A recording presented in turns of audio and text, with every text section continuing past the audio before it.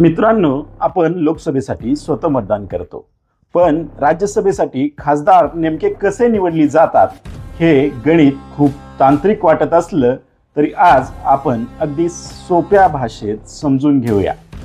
राज्यसभेसाठी जनता थेट मतदान करत नाही, तर आपण निवडून दिलेले आमदार मतदान करतात। म्हणूनच याला राज्यांचे सभागृह म्हणतात।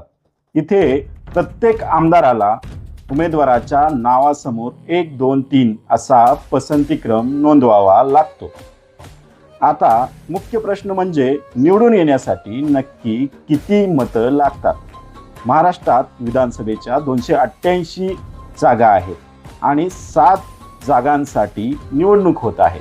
तर याचं सूत्र असं आहे की एकूण 288 भागिले जागा अधिक 1 म्हणजेच 8, उत्तर येतं 36। यात 1 मिळवला की आकडा होतो 37, म्हणजेच एकूण उमेदवाराला दिल्लीला जाण्यासाठी किमान 37 आमदारांच्या पहिल्या पसंतीच्या मतांची गरज असते।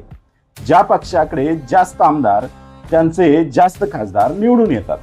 पण जर एखाद्या आमदाराने मतदान प्रक्रियेत ट्विस्ट आणला तर मोठ्या नेत्यांची गणितही बिघडतात। आहे की नाही रंजक गणित?